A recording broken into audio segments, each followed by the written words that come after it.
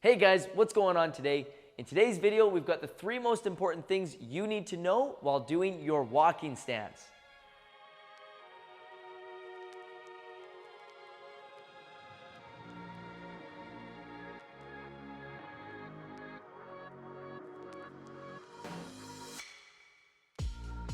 Now, when we do our walking stance, remember there's a lot of things to watch for, but we're going to be going through the 3 things that you need to do while you do your walking stance. The 3 most common mistakes beginners, intermediates, and some of our advanced people make while doing the walking stance.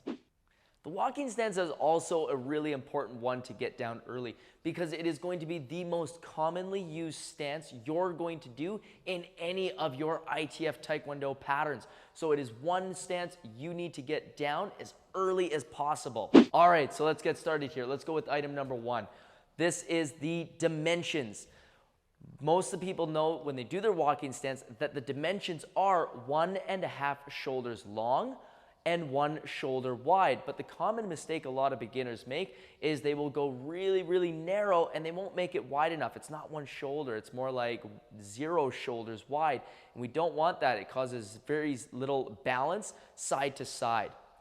And of course, as we're going into the length, a lot of beginners don't step far enough. They just naturally take steps forward. But what we really want to do is take those really big steps. Again, 1.5 shoulders is way bigger than we think. So we need to make sure that we take a large enough step forward. Also, something to watch for is that our stance doesn't go too wide.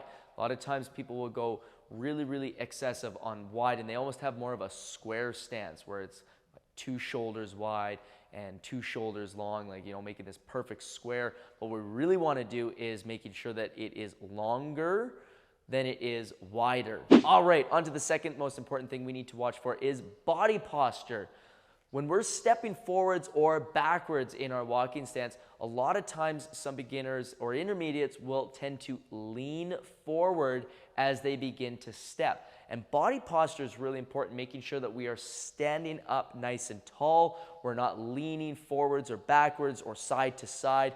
We've got a nice, tall, as a statue, body position. And on to item number 3, our foot position. Making sure that our feet are pointing forward with the back foot pointed out only 25 degrees. A lot of times we'll have that back foot pointed out right off to the side, and that's no good. We don't want that position. That really opens up our hips, opens up our shoulders, really makes for an incorrect walking stance. So we want to make sure that our 10 toes are pointing forward, but not so much that that back foot points straight ahead. We do need it angled out just enough that we create this 25-degree angle, making sure that we relax some of that tension off of our calf, off of our Achilles, so that we don't put too much pressure onto the back of our leg. So now that you have the 3 most important things you need to watch for while doing your walking stance, now you need to create a little checklist, something that every time you're practicing, you're gonna be able to check off and make sure that you're doing. So every time you're practicing your movements up and down the floor, or you're practicing your patterns at home or at the dojang, now every time you do a technique that has a walking stance, you take those 3 items and check them off your list. So are your dimensions correct? Are you making sure that you are a 1.5 shoulders long and 1 shoulder wide? Is your body posture correct? Are you standing up nice and tall, or are you leaning? And of course, your foot position. Is your back foot turned out to the side, or is your back foot pointing forward on a 25-degree angle? Making sure that your front foot is pointing forward. So every time you step into a technique that has the walking stance, you check off those 3 items. That's going to make sure that your walking stance is correct each and every time. All right, guys, I hope you found that video really helpful.